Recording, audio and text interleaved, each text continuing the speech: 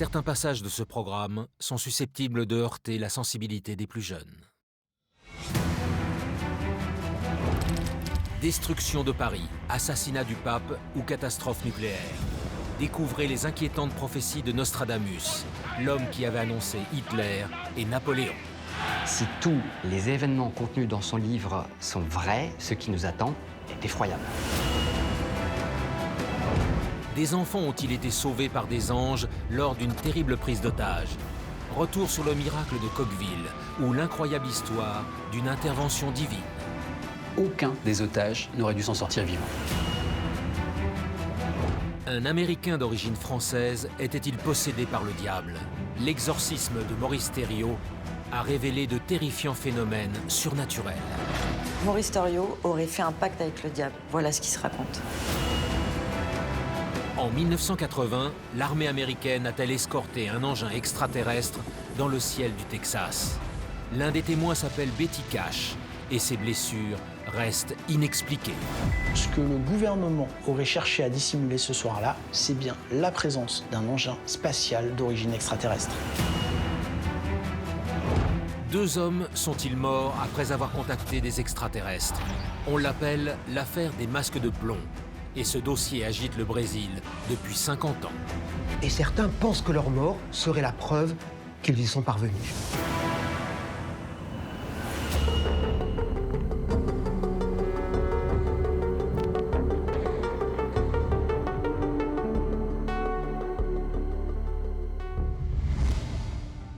Bonsoir à tous et bienvenue dans ce nouveau numéro d'Enquête paranormale. En 1555, un médecin et astrologue français du nom de Nostradamus publiait l'un des livres les plus énigmatiques au monde, intitulé « Les prophéties ». Nostradamus y décrit l'avenir de notre humanité jusqu'en l'an 3797. Ces prédictions font froid dans le dos, puisque selon lui, nous devrions nous préparer à la destruction de Paris, à une catastrophe nucléaire dans le sud de la France, et même à l'assassinat du pape. Alors, faut-il croire cet homme qui prévoyait l'avenir grâce à des rituels de magie?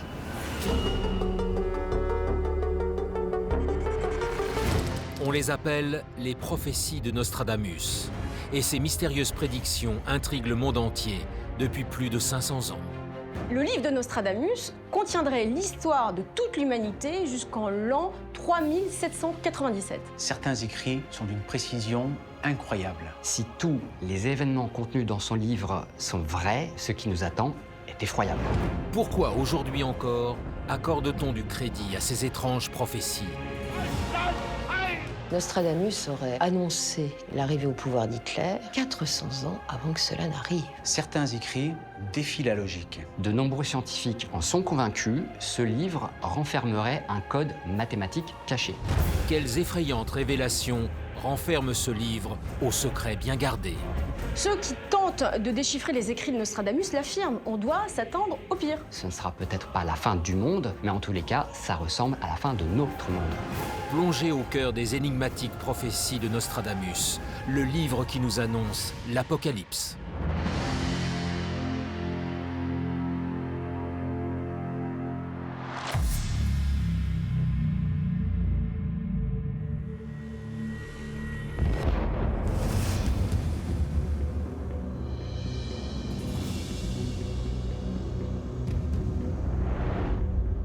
Nous sommes à Lyon, le 4 mai 1555.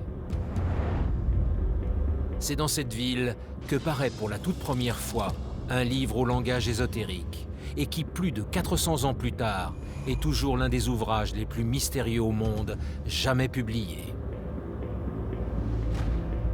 Ce livre s'appelle Les prophéties. La première édition fait 91 pages et ressemble à un recueil de poésie. Sauf que quand on y regarde de plus près, ce livre ne ressemble en rien au livre que l'on connaît. L'ouvrage est assez atypique parce qu'il est rédigé en 4 langues à la fois. On y trouve du latin, du grec, du vieux français et du provençal. C'est comme si son auteur avait voulu réserver la véritable signification de ses écrits à des initiés. Donc vous avez l'impression de lire un recueil de poésie, sauf que non, pas du tout. Le titre vous indique bien qu'il s'agit de prophéties. Chaque quatrain correspond à une prophétie. En réalité, il contient 1000 prophéties, ce qui est énorme. C'est la première fois qu'on voit un livre pareil, puisqu'il s'agit d'un ouvrage ésotérique qui prédirait le futur jusqu'en l'an 3797, le futur de l'humanité.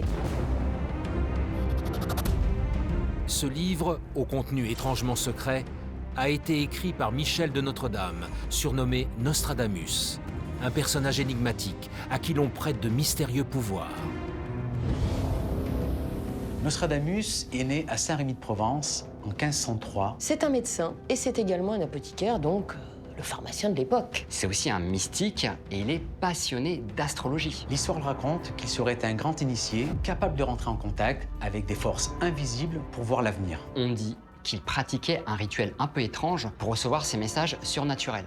Ce rituel consistait à fixer une vasque remplie d'eau et au bout d'un moment, il tombait en transe et son esprit se détachait du temps. Et c'est ce détachement temporel qui lui permettait d'accéder à des visions du futur. Il dit que pour écrire ses prophéties, pour voir le futur, il se base sur plusieurs techniques. Il y a la technique astrale, suivant le mouvement des astres, on va lire dans le ciel le futur. Mais il va aussi utiliser les songes prémonitoires. Il rêve et dans ses rêves, il aurait des images de futurs événements. Et alors carrément, il y aurait même Dieu. Dieu, lui, explique les événements futurs. De mystérieux rituels magiques permettraient-ils à Nostradamus de connaître l'avenir? C'est grâce à une prédiction particulièrement troublante que ce personnage énigmatique va asseoir de son vivant sa légende. Son succès vient notamment d'un quatrain en particulier, donc d'une prophétie, qui est celle de la mort du roi Henri II. Nous sommes à Paris le 10 juillet 1559 et ce jour-là, le roi de France Henri II dispute un tournoi de chevalerie face au comte de Montgomery. Or, il se trouve que durant ce tournoi, un drame va se produire. Le roi de France va être grièvement blessé, ça va entraîner sa mort, et on va découvrir peu après que 4 ans auparavant, dans ses prophéties, Nostradamus avait prévu l'événement. La justesse de cette prédiction va complètement bluffer la reine Catherine de Médicis. Partout dans le royaume, on raconte que cet homme a le pouvoir de lire l'avenir.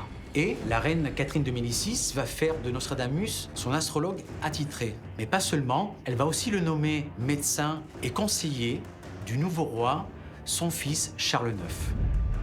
Alors évidemment, une telle proximité avec le pouvoir en place, c'est une consécration. Et par la même occasion, il rentre dans la légende. Comment expliquer la justesse des prophéties de Nostradamus? De mystérieuses forces occultes aideraient-elles cet étrange personnage à prédire l'avenir? De nombreux auteurs affirment avoir trouvé dans les prophéties la trace des plus grands événements de l'histoire mondiale. Nostradamus aurait annoncé l'arrivée au pouvoir d'Hitler plus de 400 ans avant que cela n'arrive. Cela résulte d'un quatrain écrit en 1555 qui dit que la République sera attaquée par Easter.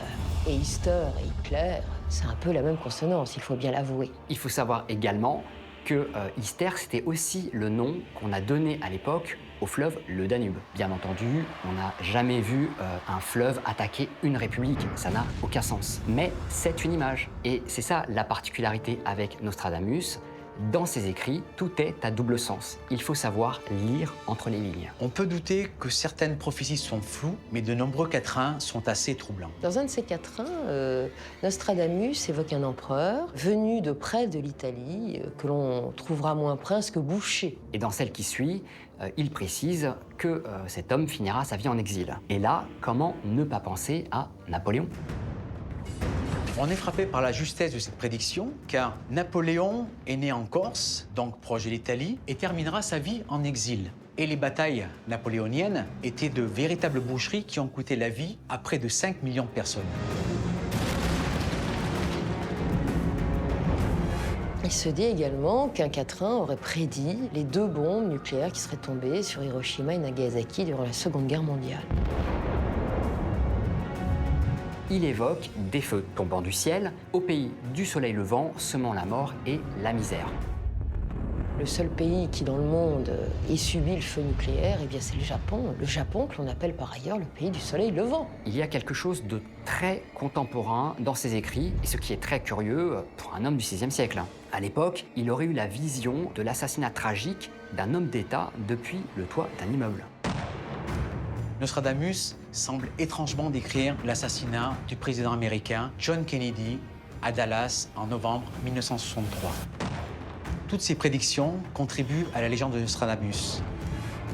Il disposait bien d'un pouvoir occulte lui permettant de voir l'avenir de l'humanité. Il y a un mystère qui demeure à propos de Nostradamus, c'est que 400 ans plus tard, on n'est toujours pas certain de la signification de ses écrits. A-t-on affaire à un génie inspiré par Dieu ou a-t-on affaire à un imposteur?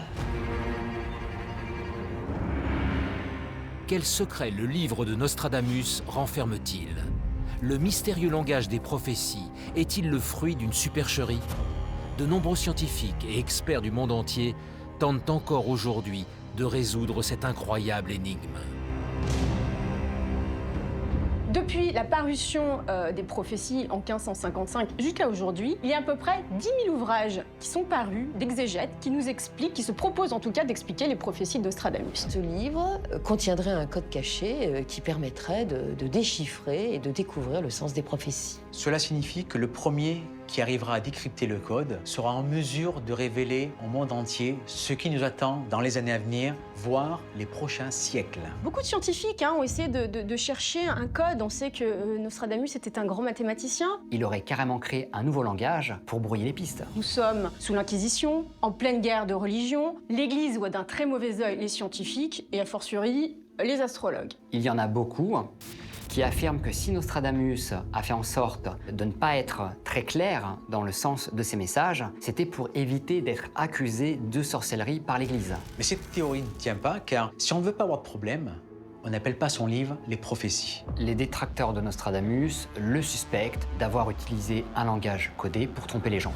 Sauf que si certaines prophéties restent assez floues, d'autres, en l'occurrence, s'avèrent extrêmement précises. Par exemple, si on prend le quatrain du roi de France Henri II ou celui de Napoléon, on a des éléments concrets. Et Nostradamus lui-même dit un jour, on trouvera la clé de mes prophéties. Ce livre, c'est une énigme. Si c'est une supercherie, 500 ans plus tard, personne ne l'a établi. Si ce qu'il prétend avoir vu est vrai, ce qui nous attend est terrifiant. En effet, les prophéties de Nostradamus laisseraient présager un avenir aussi effroyable qu'apocalyptique. Alors, à quels terribles événements l'humanité doit-elle vraiment se préparer? Si on surnomme Nostradamus le prophète de l'Apocalypse, c'est pas pour rien. Tous ceux qui tentent de déchiffrer ses écrits l'affirment, il faut s'attendre au pire. Nostradamus nous prévoit l'apocalypse. Nostradamus aurait vu dès le XVIe siècle des événements tels que le réchauffement climatique, des incendies ravageurs, des tremblements de terre, une famine mondiale. Et si on regarde ce qui se passe actuellement, eh bien on est en plein dedans, on y va. Donc d'une certaine manière, il avait vu juste. Si on en croit les prophéties, l'humanité plongerait dans toutes sortes de malheurs. Ces écrits mentionneraient une catastrophe nucléaire dans le sud de la France et la destruction de villes comme Paris et Rome. On évoque l'assassinat du pape, mais également une troisième guerre mondiale qui serait provoquée par un nouvel antéchrist, le précédent ayant été Hitler. Si on accorde de la crédibilité à ces écrits, il y a vraiment de quoi être affolé. On parle très sérieusement de la chute d'un astéroïde. Un de ces quatrains évoque un impact cosmique dévastateur. Un de ceux qui a provoqué l'extermination des dinosaures il y a 65 millions d'années. Ça serait peut-être pas la fin du monde, en tout cas ça risque d'être la fin d'un monde. Alors, la question qu'il faut se poser, est-ce qu'il faut avoir peur de toutes ces prophéties qui sont avant tout le fruit d'interprétations? Ce qui est sûr concernant Nostradamus, c'est que 500 ans après, on n'a pas trouvé de clé scientifique permettant de comprendre ces prophéties. Ce qui est sûr, c'est que Nostradamus lui-même a affirmé avoir perçu notre avenir jusqu'en l'an 3797. Et ça, c'est écrit noir sur blanc dans son livre. Faut-il croire les mystérieuses prophéties de Nostradamus, ce visionnaire aux étranges pouvoirs? Simple mise en garde ou véritable prédiction? Plus de 400 ans après sa parution, aucun scientifique ou expert n'a encore réussi à percer le secret de ce livre apocalyptique, le plus lu au monde après la Bible.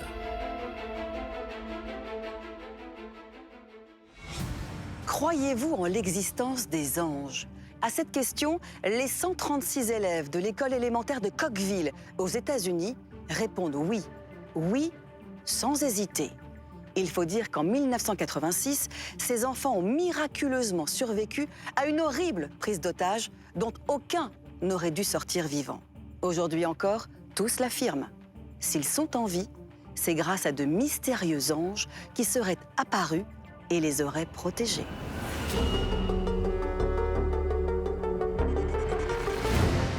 Le 16 mai 1986, des millions d'Américains étaient bouleversés par un effroyable fait divers. La prise d'otage de toute une école à Cocqueville, dans le Wyoming. Ce jour-là, toute l'Amérique va vraiment retenir son souffle face à une situation qu'on peut vraiment qualifier de cauchemardesque. 136 enfants et 18 adultes se trouvent pris en otage par 2 psychopathes armés d'une bombe prête à exploser. Pourtant, ce qui s'annonçait comme une épouvantable tragédie va connaître une issue totalement miraculeuse. Aucun des otages n'aurait dû s'en sortir vivant. C'est incompréhensible pour les experts. Un mystérieux phénomène surnaturel a-t-il protégé les enfants, comme les témoins l'affirment?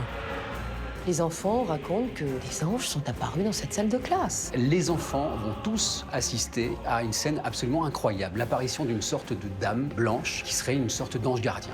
Hallucination collective ou véritable intervention divine? Voici l'histoire de l'étrange et incroyable miracle de Cocqueville.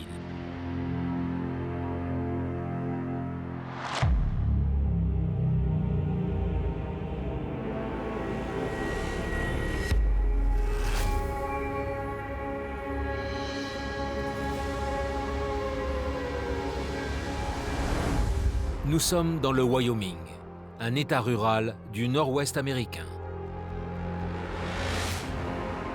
Les 500 habitants de la paisible bourgade de Cocqueville n'imaginent pas une seule seconde que cette banale journée de mai 1986 va prendre une tournure aussi tragique que surnaturelle. On est à Cocqueville, qui est un petit village de 500 âmes, dans le Wyoming, un État dans le nord-ouest des États-Unis. Le 16 mai 1986, c'est une journée paisible, sans histoire. Les gens sont au travail, les enfants sont à l'école. Ce jour-là, évidemment, personne n'envisage un instant ce qui va se passer. Cette petite commune va basculer dans une des tragédies les plus connues aux États-Unis. Il est 13h, ce 16 mai 1986, lorsque David et Doris Young, un couple de la région, pénètrent dans l'enceinte de l'école élémentaire de Cocqueville. Débute alors une terrible prise d'otage qui va tenir en haleine toute la population des États-Unis. 136 enfants et 18 adultes vont être prisonniers de 2 illuminés qui sont armés jusqu'aux dents et surtout qui ont amené avec eux une bombe artisanale. L'un des preneurs d'otages s'appelle David Young. C'est un ancien policier. Et cet ancien policier, il a 43 ans. Il a été policier à Cocqueville et il a été licencié pour mauvaise conduite. Il est accompagné de sa femme, qui a 47 ans. Et ce sont eux, les 2 preneurs d'otages. Les 2 sont proches des milieux néo-nazis américains. Ils rêvent de changer le monde et surtout, ils rêvent de faire une révolution. Ces 2 fous, ces 2 illuminés ont un projet et donc il leur faut de l'argent et c'est grâce à cette prise d'otage qu'ils espèrent avoir de l'argent. Alors une fois que les enfants et les adultes sont pris en otage dans une salle de classe, ils vont annoncer leurs prétentions et ils demandent pas moins de 300 millions de dollars. Ils souhaitent également rencontrer en personne le président américain, Ronald Reagan. On peut se dire que ce sont 2 fous qui vont pas passer à l'acte et pourtant ils sont pris très au sérieux. Eux menacent vraiment de faire exploser l'école avec tous ceux qui sont dedans. Et là, on se trouve vraiment dans une situation cauchemardesque. On se demande ce qui va se passer. Tout le monde pense qu'il va falloir un véritable miracle pour que tout le monde s'en sorte. Et pourtant, c'est vraiment ce qui va se passer. Il va y avoir un miracle. Ce 16 mai 1986, la vie des 136 enfants de la petite école de Cocqueville ne tient plus qu'à un fil. Pourtant, une série d'événements qualifiés de surnaturels va mystérieusement modifier le cours des choses. Les preneurs d'otages sont vraiment armés jusqu'aux dents. Ils sont surentraînés. Ils ont 4 fusils, 9 armes de poing, et puis surtout, ils ont une bombe à essence qu'ils ont fabriquée artisanalement. Il faut savoir que pour ce qui concerne cette fameuse bombe artisanale, ils ont déjà testé et qu'ils ont fait exploser un bus désaffecté dans le désert pour voir si ça fonctionnait. Il y a donc une très grosse inquiétude face à la détermination et à la folie des 2 preneurs d'otages. David et Doris Young semblent prêts à aller au bout de leur projet mortifère et à exécuter leurs 154 otages, dont 136 enfants. Il faut imaginer, si on peut encore imaginer une situation pareille, les enfants dans la salle de classe, ils voient Doris qui est attachée avec un petit câble à la bombe. Et le câble est tellement petit que si jamais elle fait le moindre mouvement, la bombe peut être déclenchée. Ce qui veut dire aussi que si jamais on lui tire dessus et qu'elle s'écroule, la bombe explose. Ce sont des petits-enfants. Ils commencent à pleurer, à s'agiter, ils réclament leurs parents. Certains des enfants auront des nausées dans la salle de classe, mais des nausées qui sont dues en fait aux vapeurs d'essence dégagées par la bombe. Donc la situation est extrêmement tendue, d'autant que David Young commence à être un petit peu énervé parce qu'à son goût, la rançon n'arrive pas assez vite. Les adultes qui entourent les enfants, professeurs, enseignants, essayent de canaliser les enfants, leur proposent des coloriages, des activités, mais ça ne semble pas résoudre le problème. Les enfants sont sous tension et ne parviennent pas à se calmer. Il y a un enseignant qui va avoir une idée et qui va se dire on va réunir tous les enfants et puis on va leur demander de prier. Et là, la grande surprise des adultes, tous les enfants vont se mettre à prier. Imaginez ces 136 enfants qui sont assis par terre, en petits groupes, dispersés dans la salle, et qui, avec sérieux, font leur prière. Est-ce que leur prière va avoir un impact sur la suite des événements? En tout cas, ce qui est sûr, c'est que la tragédie annoncée ne va pas se produire et que la situation va se résoudre, mais de manière pour le moins surnaturelle. La prise d'otage dure depuis 3 longues heures, quand soudainement, le comportement des enfants va changer de manière totalement radicale. Les enfants qui étaient en train de prier vont se lever un à un et se diriger vers les fenêtres, sous le regard médusé des adultes qui ne comprennent pas et qui leur disent de ne pas bouger. Certains enseignants vont témoigner du fait que ces enfants semblent téléguidés et semblent portés vers les fenêtres par une force surnaturelle. Les enfants, eux, finalement, vont défier les preneurs d'otages. Doris Young va un petit peu s'énerver. Elle demande aux enfants de revenir, de se remettre en place. Et là, elle va faire le geste de trop. Elle oublie en fait qu'elle est attachée à la bombe. La bombe va exploser et la salle de classe va être soufflée. Imaginez à l'extérieur de l'école le climat, l'angoisse des familles, le désarroi de la police. Le pire est arrivé. Il y a peu d'espoir pour les gens qui assistent au spectacle de l'extérieur. Tout le monde pense qu'il va y avoir des dizaines et des dizaines de morts. Et puis là, ils vont être étonnés puisque ils vont voir les enfants sortir des fenêtres de l'école. Sur place, c'est difficile de comprendre. On assiste à une explosion dans la salle où on sait que sont regroupés tous les élèves et les adultes. On les voit tous sortir et à partir de là, on ne comprend pas. On se demande ce qui s'est passé et là, l'affaire devient paranormale, surnaturelle, comme vous voulez. Cockville aurait pu être le nom de la pire des tragédies de masse, des prises d'otages de masse de l'histoire des États-Unis. Mais ce qui aurait dû être un carnage sans nom va devenir sans doute le fait divers le plus étrange, paranormal de ces dernières décennies. Malgré la violence de l'explosion, les 136 enfants et les 18 adultes s'en sortent miraculeusement vivants. Et ce que les enquêteurs vont constater sur la scène du drame va particulièrement les intriguer. Et la police, quand elle va rentrer dans la salle de classe, va aller de découverte en découverte. Les artificiers vont rentrer dans la salle et vont découvrir quelque chose qui va littéralement les stupéfier. Sur le plan purement technique, scientifique et après analyse, les enquêteurs et puis les artificiers, évidemment, ne s'expliquent pas comment 154 personnes entassées dans cette petite classe ont pu survivre à une telle explosion. D'après leurs expertises, et là ils sont assez formels, l'explosion de cette bombe artisanale aurait dû tuer un maximum de personnes, c'est-à-dire la quasi-totalité des gens présents dans la salle, et pourtant ça n'a pas du tout été le cas. C'est pour eux, pour ces spécialistes, pour ces scientifiques, un véritable miracle. Il aurait dû y avoir 154 morts dans cette pièce. On aurait dû simplement entrer pour ramasser les corps.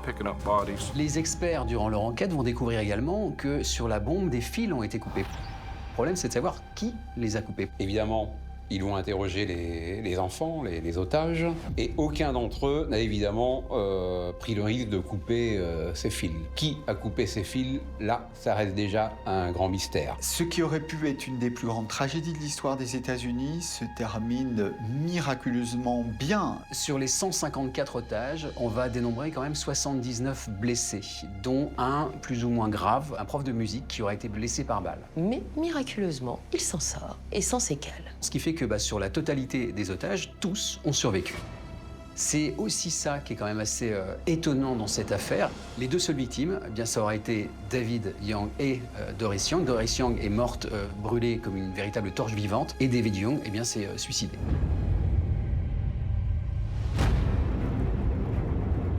Pour quelle étrange raison les 154 otages de la petite école de Coqueville ont-ils miraculeusement échappé à la mort? Le témoignage des enfants sur le déroulement exact des événements va sidérer les enquêteurs, mais aussi leur propre famille. Les enfants racontent tous qu'ils ont vu des êtres de lumière traverser le plafond et aller vers eux. Ils ont rencontré des anges. Ils ont vu des anges descendre du plafond. Certains de ces enfants vont même reconnaître des grands-parents disparus des années avant. Et puis, ils vont raconter que ces anges vont tous se donner la main et faire une grande ronde. Et les enfants décrivent une voix qui leur aurait dit de se diriger vers les fenêtres et de ne pas avoir peur, parce que la bombe allait exploser, mais que rien de grave n'allait se produire. On comprend mieux pourquoi les enfants se sont dirigés un à un vers les fenêtres, sans que les adultes comprennent ce qu'ils étaient en train de faire. Les enfants témoignent également d'une apparition d'une dame avec des ailes, elle aussi lumineuses, et les surmontant, juste avant l'explosion de la bombe. On a ressenti une paix intérieure et ce sentiment de bien-être a gagné tout le monde. Tout ce que je peux dire de ce sentiment, c'est que rien ne pouvait nous arriver. J'avais le sentiment qu'on nous disait de ne pas nous inquiéter et qu'on allait s'en sortir. Certains des enfants se souvenaient plus du tout de comment ils étaient sortis de l'école. Et ils vont raconter qu'ils ont été portés par des êtres, des anges gardiens. Les élèves de la petite école de Coqueville ont-ils été victimes d'une hallucination collective?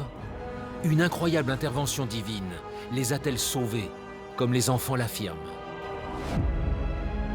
Il y a plus d'une centaine de témoignages d'enfants qui tous racontent la même chose sans se concerter. Or, on sait une chose, c'est que l'hallucination, c'est une illusion qui déforme la réalité, mais qui est individuelle.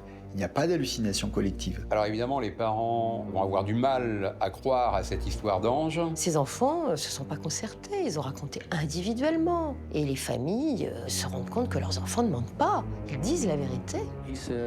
Il m'a dit qu'il était assis là, et que des anges sont apparus. Et l'ange lui a dit: Nathan, je suis ta grand-mère. Mon fils a dit: c'est mon ange gardien. Le shérif de l'époque, lui aussi, va raconter certaines choses. Il va dire qu'il a été témoin de choses surnaturelles. Il va raconter, par exemple, qu'il a entendu une voix quand il était, lui, à l'extérieur du bâtiment. Je me souviens avoir pensé très clairement: qu'est-ce que je peux faire? Et une voix m'a dit: tout va bien se passer. Plus troublant encore, policiers et journalistes découvriront peu après l'explosion une mystérieuse empreinte sur l'un des murs de la salle de classe. Elle serait, selon certains, la preuve matérielle d'une véritable intervention divine. Les enquêteurs, lorsqu'ils rentrent à l'intérieur du bâtiment, vont être intrigués par une immense trace sur le mur. Cette silhouette va être prise en photo, ça va paraître dans les journaux. Et effectivement, quand on regarde de quoi il s'agit, on se rend compte que la silhouette est celle d'un personnage de haute stature et que ça semble avoir des ailes. Alors comment cette marque est apparue? Eh bien ça reste une véritable énigme, un véritable mystère. On sait juste que cette empreinte était située juste derrière la bombe, là où elle a explosé. Et très vite, on va faire le lien entre le récit des enfants qui parle de cette dame lumineuse et ailée avec la silhouette imprimée sur le mur de la classe. Certains vont dire que c'était une intervention divine. Le passage de ces anges se serait matérialisé après l'explosion. Cette empreinte va alimenter encore bien des discussions sur le mystère de l'école de Coqueville. Qu'on y croit ou pas, il y a un fait qui est indéniable, c'est que tous ont survécu. 136 enfants et 18 adultes ont survécu à une explosion qui aurait dû tous les tuer. Pour le coup, on peut vraiment quelque part parler de miracle. Le temps n'y a rien changé. Les enfants de Coqueville sont devenus des parents et racontent aujourd'hui à leurs enfants cette histoire. Ce 16 mai 1986, eh bien, ils ont dû leur salut à des anges protecteurs. Intervention divine ou incroyable coup du sort? Aujourd'hui encore, les experts ne s'expliquent toujours pas l'étrange dénouement de cette terrible prise d'otage. 33 ans après les faits, aucun des anciens élèves de l'école élémentaire de Coqueville n'a changé sa version des faits. Ce 16 mai 1986, de mystérieux anges seraient bel et bien apparus à leur côté et les auraient protégés.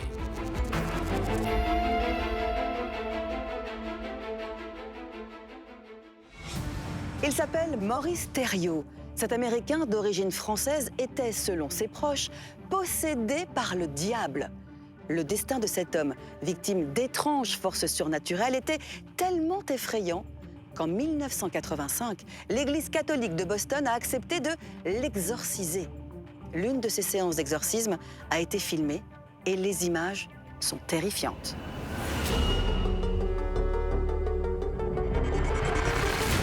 Il s'appelle Maurice Thériault et cet homme a laissé son nom à l'un des plus terrifiants cas de possession démoniaque qu'ait connu l'Amérique. On parle d'un homme qui pleure des larmes de sang, parle latin alors qu'il ne sait même pas lire, et qui a une force surhumaine. Il y a 12 témoins qui auraient assisté à des phénomènes paranormaux qui dépassent l'entendement. À quel phénomène surnaturel les témoins de l'époque ont-ils vraiment assisté? Elle jure avoir vu au cours des crises de son mari le crucifix saigner au-dessus de son lit. Quand les enquêteurs découvrent les images sur la vidéo, ils sont littéralement terrorisés. Quel terrible secret se cache derrière ce fait divers, toujours inexpliqué. Maurice Thériault aurait fait un pacte avec le diable. Voilà ce qui se raconte. Il y aurait une malédiction autour de cette famille. Retour sur l'étrange histoire de Maurice Thériault, l'homme qui se disait possédé par une entité diabolique.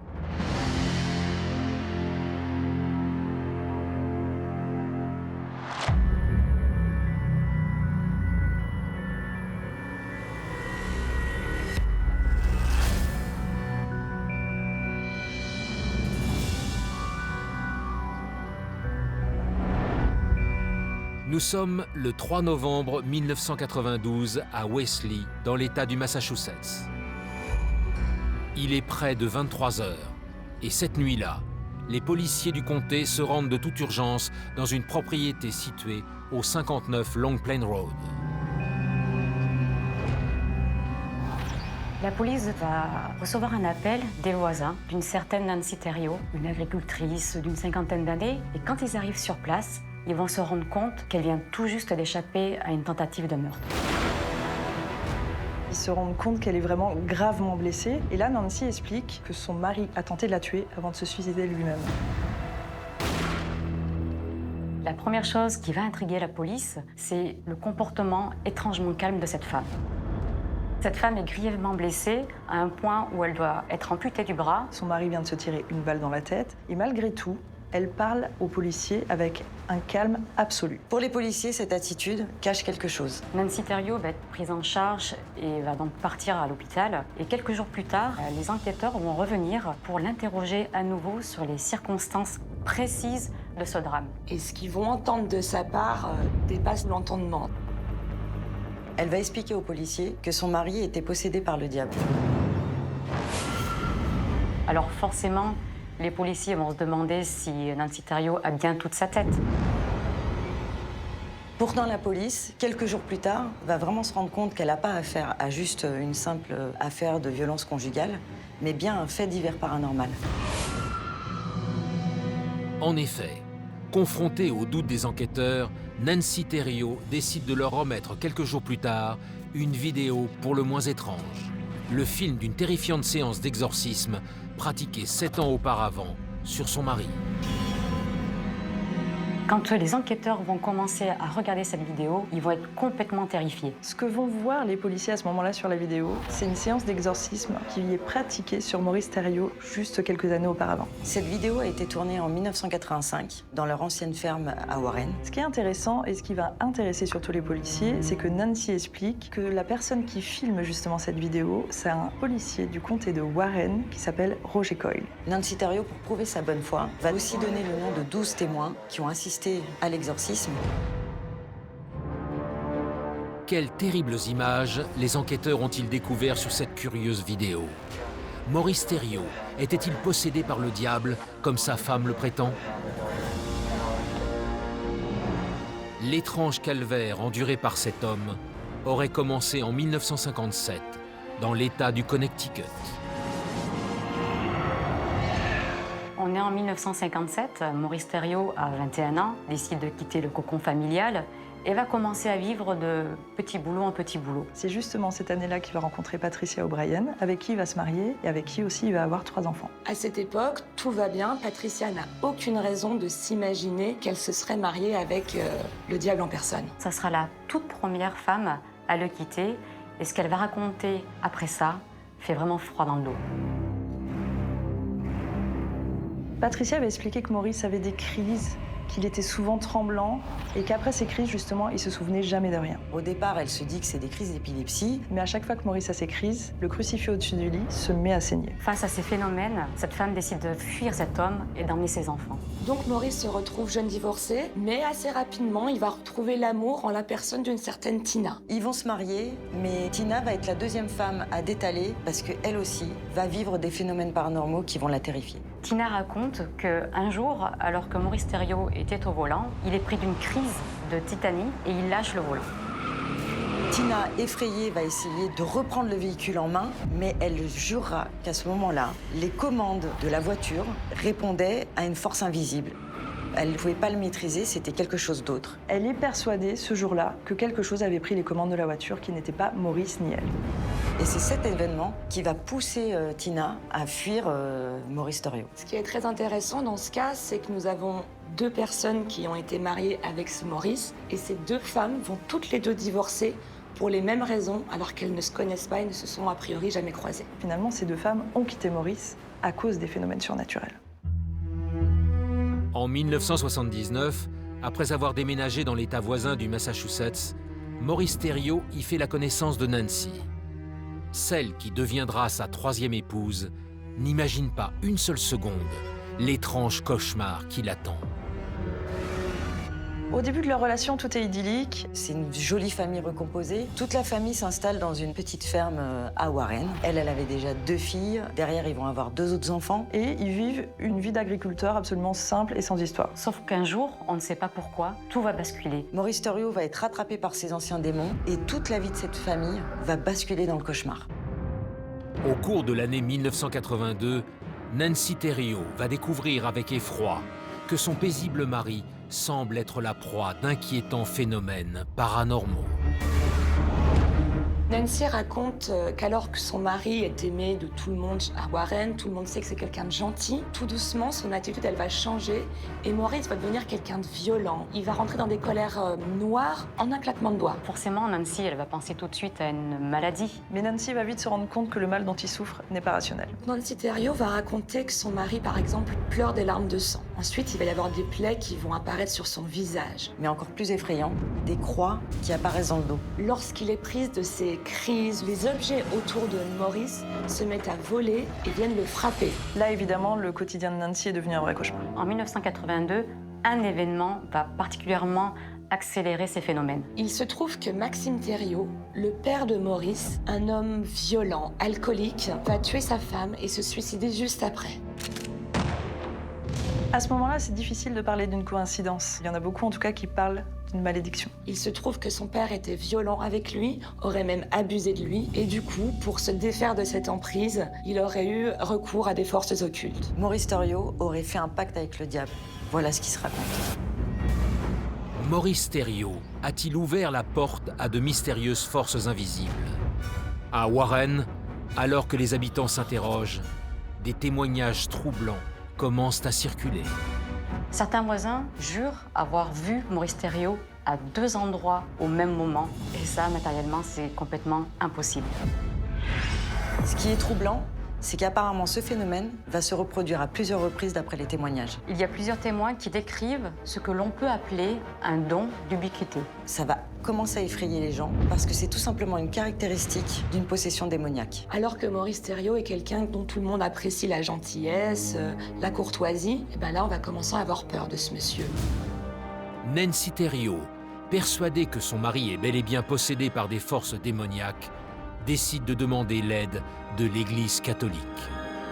Au début des années 85, Nancy Thériault, effrayée, va demander à Maurice Thériault de rencontrer le prêtre local, qui est l'abbé Omer Boyer. Quand Maurice Thériault va décrire sa situation, le prêtre va vite se rendre compte que c'est un cas vraiment sérieux. Il va faire appel à un couple de démonologues, Ed et Lorraine Warren, parce qu'il prend vraiment le cas très au sérieux. Ed et Lorraine Warren, à l'époque, commencent à avoir une petite notoriété. Ils sont déjà intervenus sur certains cas très connus, comme le cas Amityville, par exemple. Il se trouve que les Warren ne vont pas immédiatement accepter de rencontrer Maurice Thériault. Ils vont d'abord lui demander de se faire interner en hôpital psychiatrique. Parce qu'il est important pour eux de pouvoir éliminer la piste de la maladie mentale.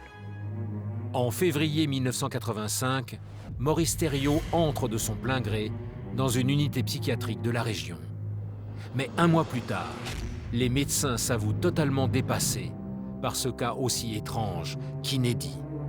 Les psychiatres, à ce moment-là, vont pouvoir expliquer les dédoublements de personnalité. Par contre, ils ne peuvent pas expliquer les larmes de sang, les croix dans le dos. Pour le coup, la science est incapable de poser un diagnostic sur ce cas. Donc le couple Warren va vraiment décider de venir rencontrer Maurice. Ed et Lorraine Warren vont constater que Maurice Thériault est doté d'une force surhumaine pour le gabarit et l'âge qu'il a. Cette force surhumaine va être constatée par une autre personne, Roger Coyle, le policier qui va filmer la scène de l'exorcisme. L'un des phénomènes qu'on peut constater généralement sur des personnes que l'on dit possédées, c'est leur incroyable force surhumaine. Il pouvait soulever un objet aussi lourd qu'une statue pesant 200 kilos. Ce qui va intriguer les Warren, justement, c'est que Maurice se met à parler en latin. Maurice Thériault a quitté l'école à 8 ans. Il est complètement illettré. Quand on lui demande de signer un papier, il va juste faire une croix. Il est impossible qu'il parle le latin. À ce stade, on parle d'un homme qui pleure des larmes de sang, qui a une force surhumaine et qui parle latin. Ça dresse vraiment un tableau effrayant. Ça sent pas bon du tout, en fait. Que ce soit l'abbé Boyer ou les Warren, la conclusion est sans appel. Maurice Thériault est possédé par une entité démoniaque. Au printemps 1985, la hiérarchie catholique du diocèse de Boston prend connaissance de ce cas de possession inquiétant. Elle prend alors une décision rarissime, que soient pratiqués sur Maurice Thériault plusieurs rituels d'exorcisme. En 85, après avoir pris connaissance du dossier, l'Église catholique va envoyer 2 sommités au chevet de Maurice Thériault. Il y aura 2 évêques, un de Boston, Robert McKenna, et un autre de Worcester, Timothy Harrington. La présence de ces 2 évêques signifie que l'Église prend très au sérieux ce cas de possession démoniaque. Maurice Thériault va subir 3 exorcismes en tout. Il va se passer tellement de phénomènes incroyables qu'il va être décidé justement de filmer la 3e séance d'exorcisme pour garder une preuve de tout ça. Ce 3e exorcisme se passe le 2 mai 85 dans la ferme familiale des Thériault, en présence de la famille, des Warren et des 2 évêques. C'est ce même film que Nancy va montrer aux policiers en 1992 pour prouver que son mari était possédé. Seules quelques minutes du film sont disponibles, mais malgré tout, ce jour-là, on a quand même 12 témoins qui vont assister à la scène et qui vont observer des choses absolument déroutantes et surnaturelles. Les personnes présentes ce soir-là diront qu'elles ont vu les pupilles de Maurice Thériault se fendre comme celles d'un serpent. des larmes de sang coulaient de ses yeux. Sur sa peau commencent à apparaître des cloques, sur son visage, sur son front, ça commence à se craqueler, à s'ouvrir. Le spectacle est complètement effrayant. À la fin de ce troisième exorcisme, Maurice Thériault va revenir à lui et il va avoir absolument tout oublié. Mais il semble malgré tout avoir retrouvé un état normal. Il n'y a plus de larmes de sang, il n'y a plus de brûlures sur sa peau. Et surtout, il a l'air soulagé et vraiment, il se sent enfin lui-même. Il a vraiment l'impression que tout va bien. La famille Thériault va se retrouver dans un calme absolu, ils vont retrouver une certaine sérénité. Tout le monde est convaincu que cet exorcisme est un réel succès. Les prêtres et le couple Warren sont persuadés ce jour-là d'avoir vaincu le démon.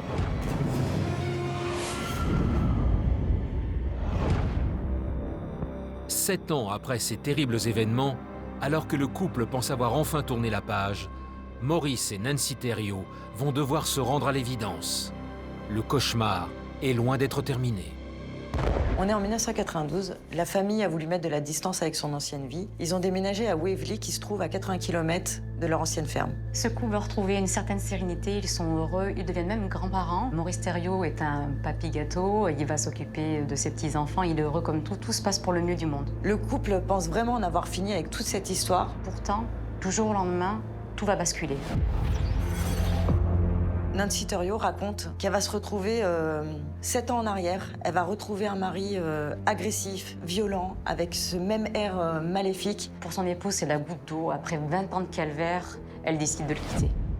En 1992, Nancy Thériault va demander le divorce et va obtenir une injonction d'éloignement à l'encontre de son mari. On est le 3 novembre 92. Maurice Thériault ne doit plus approcher sa femme, mais décide quand même de revenir au domicile. Ce que va vivre Nancy ce soir-là, c'est absolument terrible. Maurice va arriver au domicile conjugal et il va tirer sur Nancy qui est grièvement blessée, mais il ne va pas s'arrêter là. La chose atroce, c'est qu'il va lui demander de s'asseoir face à lui pour qu'elle assiste à son suicide. Maurice va se mettre le canon de larmes dans la bouche et va dire à sa femme « Tu te souviendras de ce que j'ai fait ». Nancy Thériault dira encore une fois que quelqu'un d'autre agissait à la place de son mari. En se tuant ce jour-là, Maurice met certes fin à son calvaire, mais aussi fin au calvaire de Nancy. Ce qui est le plus troublant, c'est qu'à ce moment-là, Maurice Thériault est à 2 doigts de commettre le même crime que son père a commis 10 ans auparavant. Le même scénario. Comme si finalement, sur cette famille Thériault, sur les hommes Thériault, il y avait une sorte de malédiction. La question qu'on peut se poser, c'est pourquoi s'est-il arrêté au dernier moment? Alors, est-ce que Maurice était fou? Est-ce que Maurice était possédé? Finalement, on ne sait toujours pas. C'est un cas qui va vraiment rester un mystère. Ce qui est sûr, c'est que la plupart des gens qui ont vécu ou qui ont assisté à ces phénomènes paranormaux l'assurent, Maurice Thériault était possédé. 30 ans après ces terribles événements, personne n'a pu expliquer les effrayantes manifestations surnaturelles qui ont cessé avec la mort tragique de Maurice Thériault. Cet homme, que l'on disait torturé par une force diabolique, repose désormais en paix dans le petit cimetière de la ville de South Hadley. Nancy Thériault, aujourd'hui âgée de 80 ans, a préféré depuis oublier ce douloureux passé.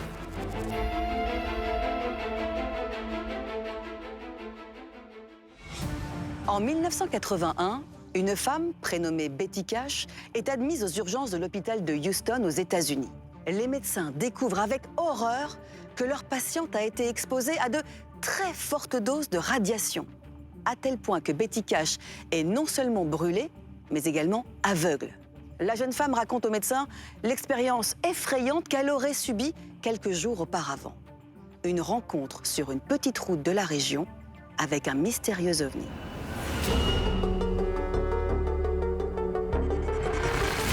En décembre 1980, 2 Américaines étaient les témoins d'un incroyable phénomène sur une petite route du Texas. Ce que Betty Cash et Vicky Landrum vont raconter est absolument digne d'un film de science-fiction. Les 2 femmes n'en croient pas leurs yeux. Elles sont face à ce qu'on appelle un objet volant non identifié. Que s'est-il réellement passé lors de l'inimaginable soirée du 29 décembre 1980 aux abords de la ville de Houston? Vous avez un engin qui crache des flammes, il fait 90 degrés dans la voiture, elles pensent qu'elles vont mourir. Des dizaines de témoins vont se manifester, certains disent avoir observé l'OVNI et d'autres les hélicoptères. Quels étranges événements les autorités américaines ont-elles cherché à dissimuler? Ce que le gouvernement aurait cherché à dissimuler ce soir-là, c'est bien la présence dans l'espace aérien américain d'un engin spatial d'origine extraterrestre. Découvrez l'incroyable histoire de Betty Cash et Vicky Landrum, ces deux Américaines irradiées par un mystérieux ovni.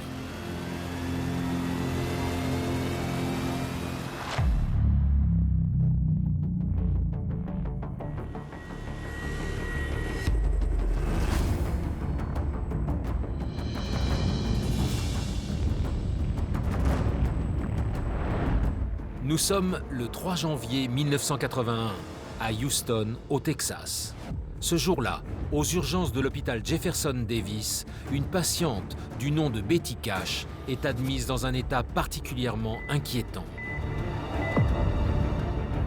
Cette patiente, ça s'appelle Betty Cash. Elle a 51 ans, elle tient un petit resto-route. Elle est admise dans un état assez grave. Elle a tous les symptômes d'une grave insolation. Elle est totalement déshydratée, elle a la peau couverte de cloques et surtout, elle a les yeux tellement gonflés qu'elle n'arrive plus à les ouvrir. Une chose intrigue immédiatement les médecins, la patiente perd ses cheveux par poignée. Et les médecins n'ont jamais vu ça. Les examens vont être faits sur Betty Cash et là, les médecins vont trouver quelque chose qui va les horrifier. Elle présente vraiment tous les symptômes d'un véritable empoisonnement à la radioactivité. Pour les médecins, c'est totalement inexplicable. Comment cette femme a-t-elle pu se retrouver irradiée? À l'hôpital Jefferson Davis, c'est la panique. Les médecins cherchent à comprendre quelle est cette radioactivité, d'où est sa source, et donc ils vont se mettre à poser des questions à la patiente. Et alors là, stupéfaction, elle ne veut pas parler. C'est le mur du silence complet. Si Betty Cash refuse de répondre aux questions, c'est qu'elle a une très bonne raison de le faire. Elle pense qu'on ne la croira jamais. Tout simplement parce que les événements vécus par cette femme dépassent l'entendement.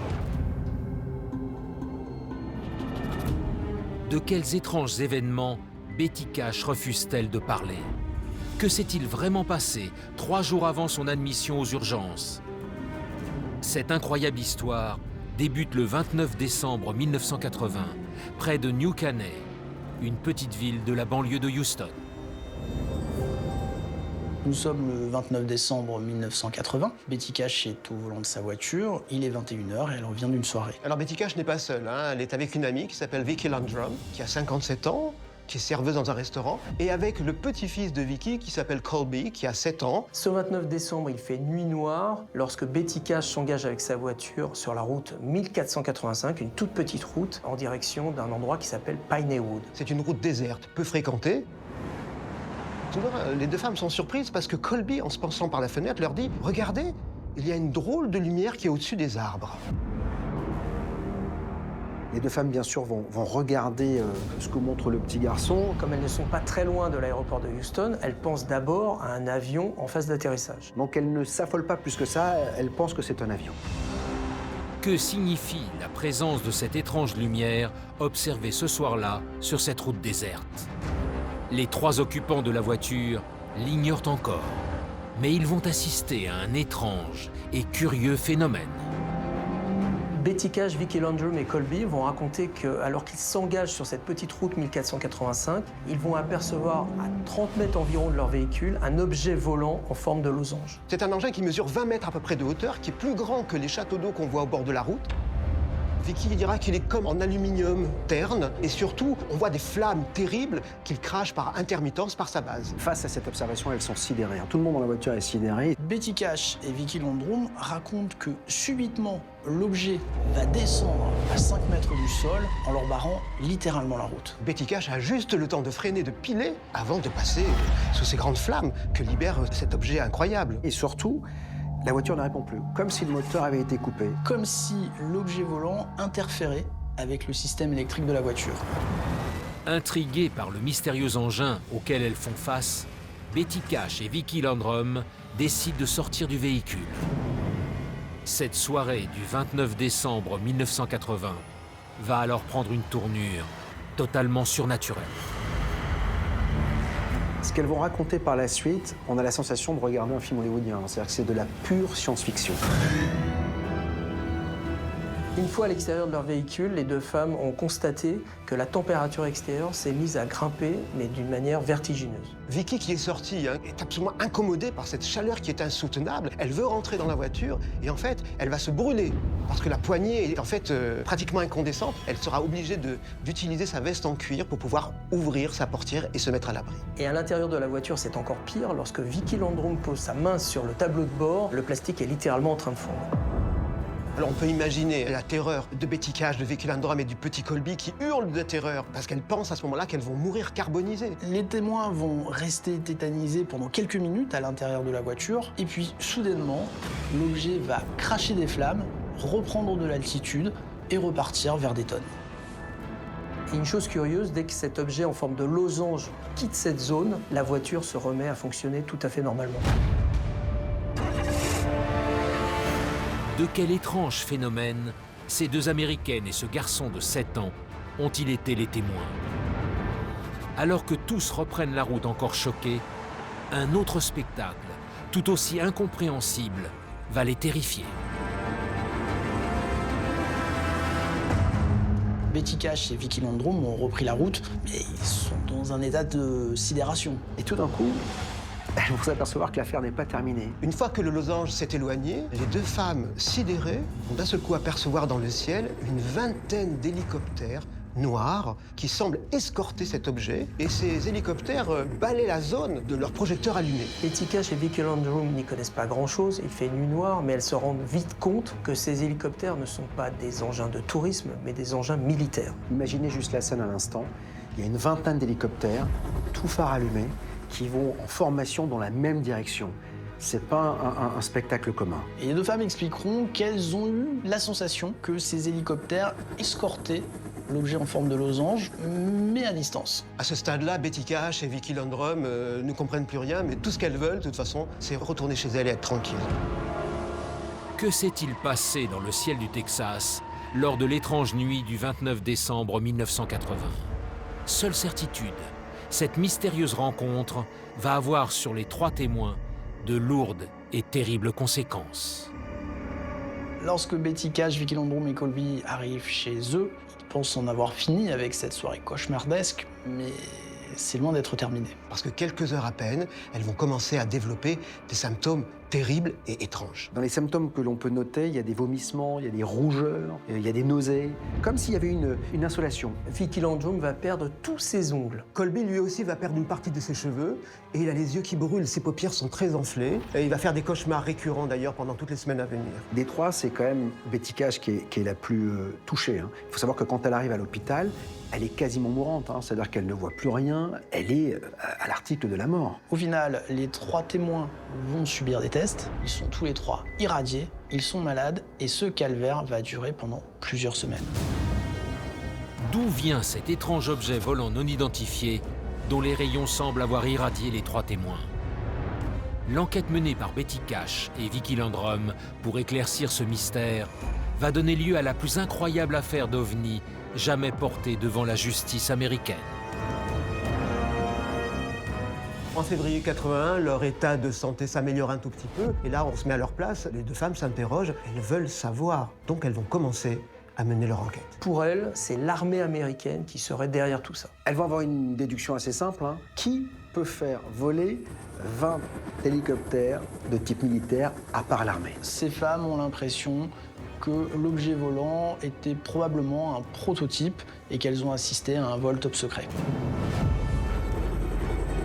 Alors la première chose qu'elles font, bien sûr, c'est de contacter toutes les bases militaires de la région. La seule chose que l'armée va déclarer, c'est que ce soir-là, il n'y avait aucun vol d'hélicoptère prévu et mentionné, ni même d'aucun autre engin. C'est-à-dire qu'il n'y avait rien qui volait de militaire pour l'armée, ce soir-là. Les deux femmes sont dans l'impasse. Mais Vicky a un voisin, un ami policier, qu'elle va aller interroger. Et ce policier a de gros doutes. Il va leur donner, en fait, l'adresse du MUFON, qui est une association ufologique qui s'occupe de personnes ayant été confrontées à une observation d'OVNI. Au Texas, le MUFON est dirigé par John Schuessler. C'est un ingénieur aéronautique à la retraite. Il va prendre leurs témoignages et assez rapidement, pour John, il va être évident que ces femmes ont rencontré un objet spatial d'origine extraterrestre. Et c'est là que l'affaire prend un autre tournant parce que on est au départ sur une affaire militaire, d'après elles, et elles vont basculer dans une affaire d'ovnis extraterrestres. Ça va prendre une autre dimension.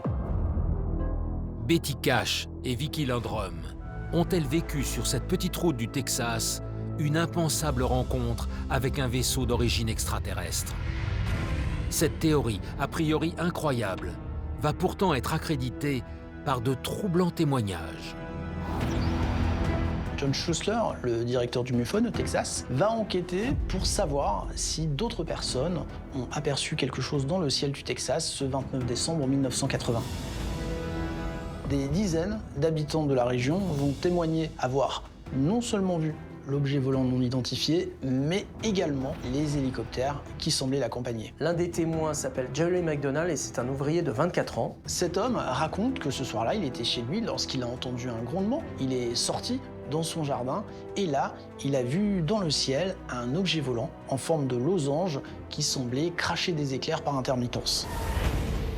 Sa description est incroyable parce qu'elle correspond totalement à celle de Vicki Landrum et de Betty Cash. Mais surtout, elle comporte un détail très troublant. Il est formel, il n'y avait aucun hélicoptère autour. Ça signifie que ces hélicoptères n'étaient pas en train de sécuriser un vol top secret, mais bien qu'ils sont arrivés par la suite, donc qu'ils poursuivaient l'objet volant non identifié. Ce soir-là, ces hélicoptères avaient une mission claire, c'était escorter un objet volant non identifié. Si l'US Air Force a toujours nié une quelconque intrusion d'OVNI dans l'espace aérien du Texas, le témoignage d'un officier de police, Lamar Walker, va semer le trouble. L'armée américaine aurait peut-être bel et bien ce soir-là escorté un engin d'origine extraterrestre. Le second témoin s'appelle Lamar Walker. C'est un témoin très crédible parce qu'il est officier de police. Ce soir-là, il est sur la route 321 avec son épouse Mary. Lamar Walker va raconter qu'à 20h30, soit 30 minutes avant l'événement de Betty Cash et de Vicki Landrum, il va apercevoir 7 ou 8 hélicoptères en formation serrée. Il ajoute d'ailleurs un détail très important, tous les hélicoptères volaient avec les projecteurs allumés, exactement la description qu'ont faite Betty Cash et Vicki Landrum. Lamar Walker va dire à sa femme Mary, je suis sûr que ces hélicoptères sont en train de chercher quelque chose ou de poursuivre quelque chose. Et ce témoin ne va pas s'arrêter là, Lamar Walker va dire que lui, il a identifié ces hélicoptères. Il s'agit d'un type Shinehawk CH-45, reconnaissable facilement puisqu'il y a 2 rotors, et ce sont pour lui des engins militaires. Pour lui, si ces hélicoptères sont là, ce n'est pas un hasard. Si ce que dit Lamar Walker est vrai, l'armée, malgré ce qu'elle déclare, est impliquée dans cette affaire. On peut penser que les hélicoptères ont bien été lancés pour poursuivre l'objet volant. Alors que Betty Cash et Vicki Landrum saisissent la justice américaine pour obtenir réparation, cette mystérieuse affaire va connaître un incroyable rebondissement. En 1982, Betty Cash et Vicki Landrum portent plainte devant la Cour fédérale contre le gouvernement américain. Elles vont réclamer 20 millions de dollars de dommages et intérêts et des explications. Le juge qui instruit l'affaire s'appelle Ross Sterling et lui, il doit décider s'il y a oui ou non matière à ouvrir une enquête. Le juge dispose de dizaines de témoignages d'habitants de la région indiquant avoir vu et l'OVNI et les hélicoptères, mais surtout, il dispose des 3 dossiers médicaux indiquant que les témoins ont été irradiés. Et bien malgré tout ça, il va ne rien faire. L'enquête ne sera jamais ouverte. De son côté, l'armée américaine va rendre un rapport d'enquête interne qui indique que rien ne s'est passé ce soir-là, ni OVNI, ni hélicoptère. Coup de grâce, 21 août 1986, nos plaignantes sont déboutées. Il n'y aura donc aucune enquête, le dossier va être enterré et ces 2 femmes qui ont été irradiées sur une route du Texas ne connaîtront jamais la vérité. Pourtant, si l'armée et le gouvernement américain assurent n'avoir eu affaire à aucun survol d'OVNI ce 29 décembre 1980, en 2008, des journalistes d'une chaîne de télévision vont faire de troublantes révélations.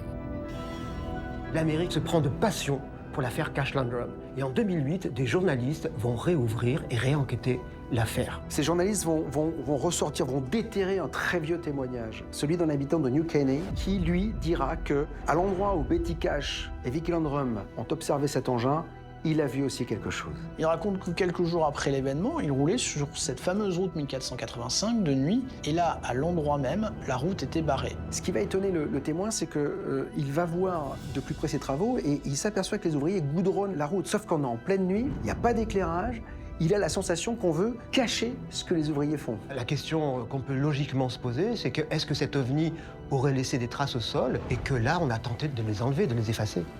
Les journalistes vont enquêter et ils vont découvrir qu'aucun chantier officiel n'a été déclaré sur cette route durant toute l'année 1981. Alors après des hélicoptères fantômes, on a des travaux fantômes aussi. Pour les spécialistes, Betty Cash et Vicky Landrum ont été victimes d'une rencontre du troisième type. Certains éléments très spécifiques, dérèglement du système électrique, irradiation, font partie des caractéristiques de ce type de rencontre rapprochée.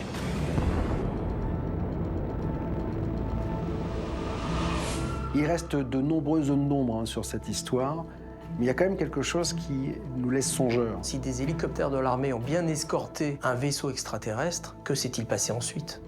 Le mystère reste entier. Par un curieux hasard, Betty Cash est décédée le 29 décembre 1998, à l'âge de 71 ans, 18 ans jour pour jour, après avoir observé cet étrange objet volant non identifié. En 2007, Vicky Landrum s'est éteinte à son tour à l'âge de 84 ans. Ces deux femmes, qui ont laissé leur nom à l'une des plus incroyables affaires d'OVNI vécues en Amérique, n'ont jamais obtenu de réponse à leurs nombreuses questions.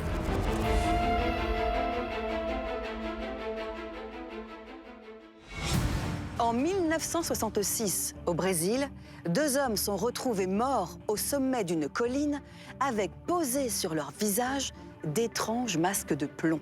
Si la cause exacte de leur décès reste inexpliquée, la police va découvrir que ces hommes, membres d'une mystérieuse organisation, essayaient d'entrer en contact avec des extraterrestres.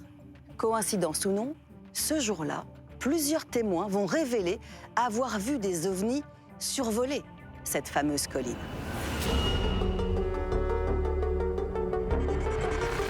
En août 1966, la découverte au Brésil de deux hommes morts dans des circonstances étranges allait donner lieu à l'un des faits divers paranormaux le plus mystérieux jamais résolu à ce jour. 40 ans après, on ne sait toujours pas ce qui s'est passé sur cette colline. Les deux hommes sont retrouvés morts avec un masque de plomb sur le visage. Pourquoi ces deux personnes portaient de tels masques en plomb? Et pourquoi ils sont morts au même moment d'une crise cardiaque? Quelle incroyable théorie pourrait expliquer la mort de ces deux hommes? Là où Manuel da Cruz et Miguel Viana sont morts, des témoins jurent avoir observé des ovnis. Pour les enquêteurs, la seule piste crédible et tout simplement incroyable, un ovni serait la cause de leur décès. Miguel Viana et Manuel da Cruz sont-ils parvenus, comme certains l'affirment, à entrer en contact avec des extraterrestres? Tout ce qu'on sait, c'est que les deux victimes faisaient partie d'une secte, les spiritualistes scientifiques. Et apparemment, ils cherchaient à entrer en contact avec des extraterrestres. Et certains pensent que leur mort serait la preuve qu'ils y sont parvenus. Retour sur la mystérieuse affaire des masques de plomb ou l'incroyable histoire d'une communication avec une vie extraterrestre.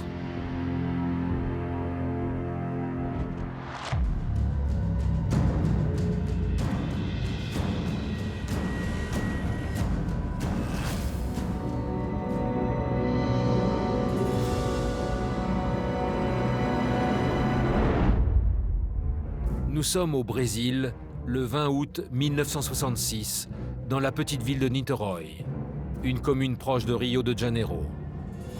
Ce jour-là, Jorge da Costa Alves grimpe sur les collines de Vintem. Mais arrivé au sommet, le jeune homme va faire une découverte étrange et terrifiante.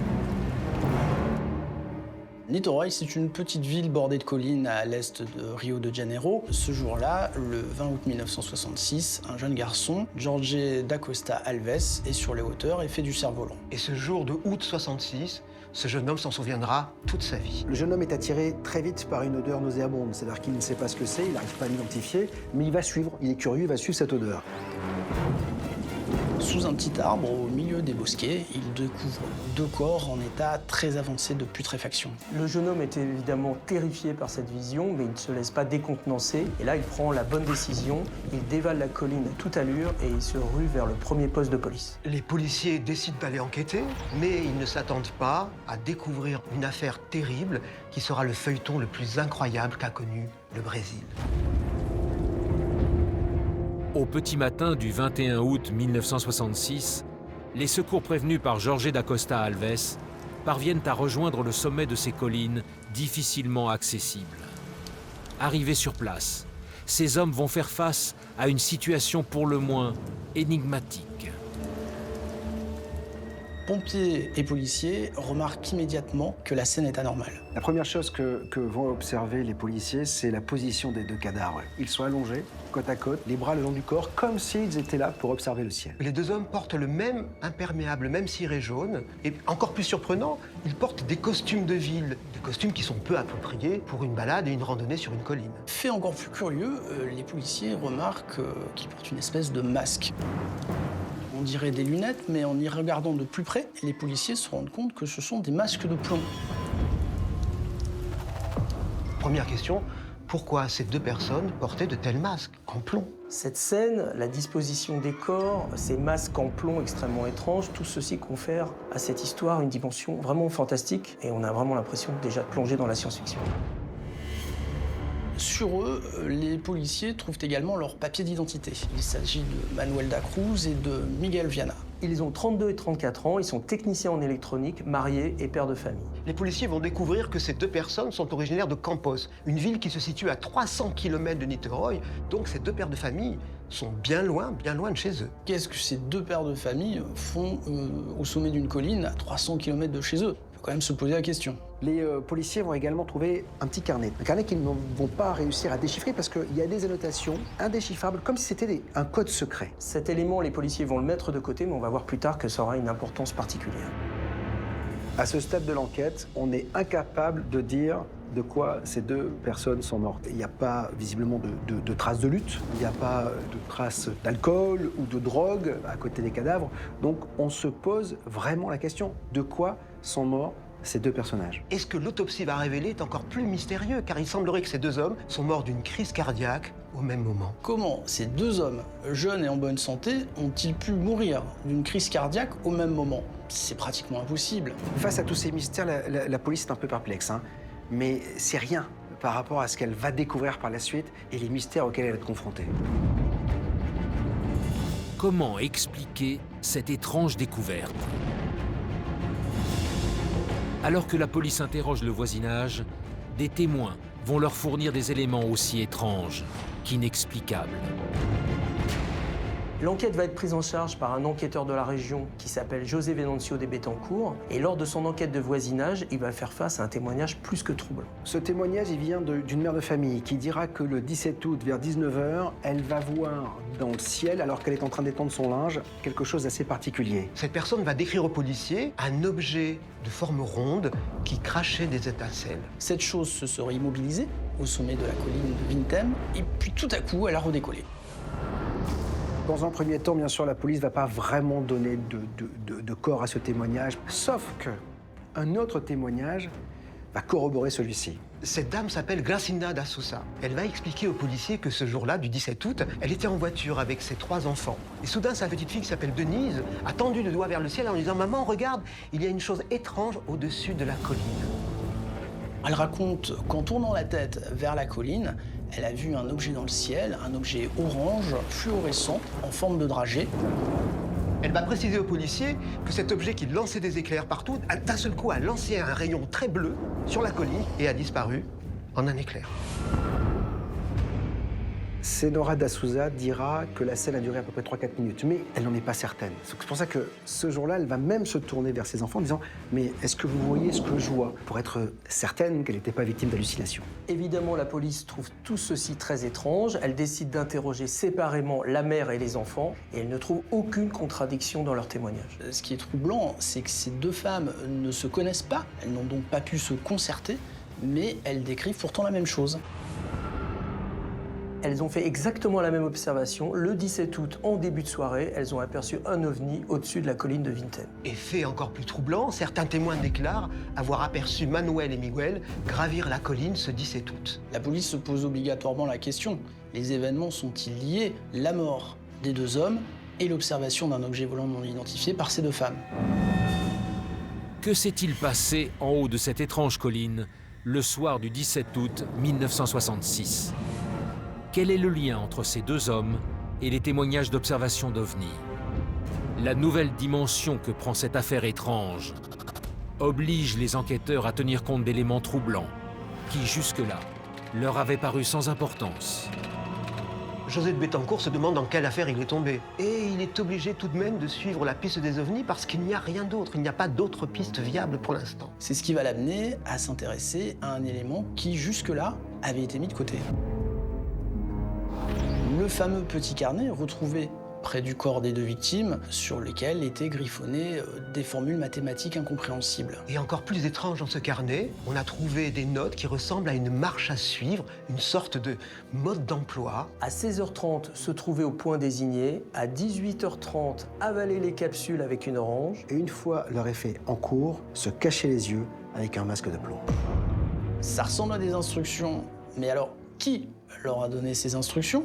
Est-ce qu'ils ont planifié eux-mêmes ces instructions et surtout, dans quel but? Ce message parle de capsules, donc on se pose une première question. Est-ce que ce sont ces capsules qu'ils auraient ingérées qui sont responsables de leur mort par crise cardiaque? Encore une fois, les policiers sont face à une énigme. Des capsules, des masques de plomb, ils ne savent plus de quel côté dérouler la pelote. Et un témoin, particulièrement sur lequel on va s'arrêter, va faire basculer l'histoire dans une affaire très étrange.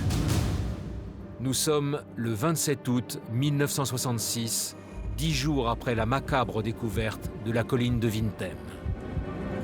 Ce jour-là, la police indique avoir arrêté un proche des deux victimes, un certain Elcio Gomez, qui va donner à cette étrange enquête une tournure totalement surnaturelle. Ce jour-là, le quotidien Journal do Brasil indique que la police interroge un certain Elcio Gomez, ami des deux victimes. L'homme se dit pilote dans l'aviation civile et pour les policiers, à première vue, c'est une personne normale et équilibrée. Mais lors de son interrogatoire, Elcio Gomez va faire des révélations qui vont sidérer les forces de l'ordre. Elcio Gomez va raconter qu'avec ses deux amis, il faisait partie d'une société secrète, les spiritualistes scientifiques. C'est une espèce de club d'adeptes du spiritisme. Gomez dira également que Viana et Da Cruz avaient pour projet, grâce à leur connaissance électronique, de rentrer en contact avec des êtres de la planète Mars. Mais tout cela dans le plus grand secret. Le plus incroyable, c'est qu'Elcio Gomez va laisser entendre aux enquêteurs que les deux hommes ont peut-être atteint leur objectif. Et il a ajouté qu'un jour, les deux hommes l'avaient invité sur une plage et qu'il a pu assister à un événement surnaturel. Le 13 juin 1966, il a accompagné ses deux amis sur la plage d'Atafona. Ce soir-là, il a vu un ovni très lumineux s'approcher des rivages de la plage. Cette sorte de soucoupe volante serait restée en vol stationnaire au-dessus d'eux durant environ 5 minutes et aurait ensuite disparu en un éclair. Il a eu l'impression que les deux hommes savaient exactement ce qui allait se passer. Bien sûr, la police va avoir un peu de mal avec ce témoignage d'Elcio Gomez, sauf qu'il va être accrédité par d'autres témoignages, ceux de pêcheurs qui, ce même jour, disent avoir vu quelque chose également dans le ciel de particulier. Des pêcheurs locaux affirment ce jour-là avoir observé depuis l'embarcation une sorte de soucoupe volante qui aurait survolé la plage d'Atafona. Alors de plus, le quotidien Cruzeiro rajoute du mystère au mystère parce qu'il raconte que ce jour-là, l'armée aurait perçu des messages radio inconnus et que depuis, ils enquêtent. Au Brésil, cette affaire va avoir un retentissement incroyable puisque tous ces témoignages laissent à penser que ces deux hommes ont peut-être réussi leur projet fou. Les Brésiliens vont imaginer que ces deux victimes avaient peut-être trouvé le moyen de rentrer en contact avec des extraterrestres. Manuel Da Cruz et Miguel Viana sont-ils parvenus à trouver un moyen d'entrer en contact avec des intelligences extraterrestres? Si la mort inexpliquée de ces deux hommes intrigue, elle ressemble étrangement à un autre décès, tout aussi mystérieux survenu 4 ans auparavant.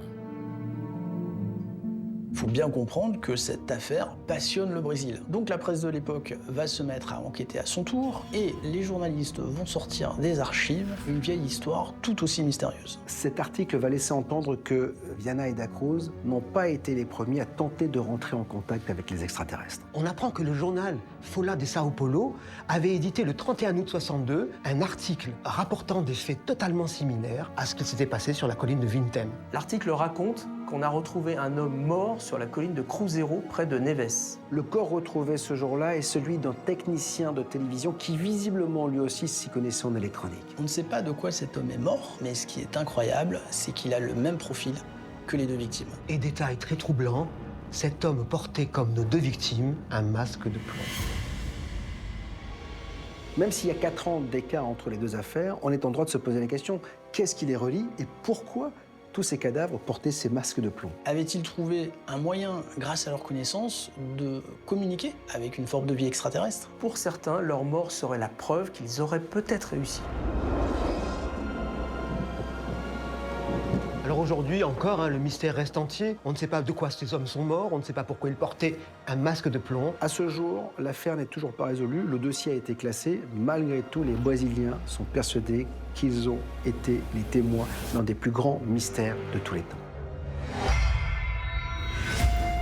Que s'est-il réellement passé le 20 août 1966 sur les hauteurs de Niterói? Si plus de 40 ans après les faits, la colline de Vintém n'a toujours pas livré ses secrets, là où les corps de Manuel Da Cruz et Miguel Viana ont été retrouvés, la végétation n'a jamais repoussé, accréditant pour certains l'incroyable hypothèse de la présence d'un ovni le soir de leur décès.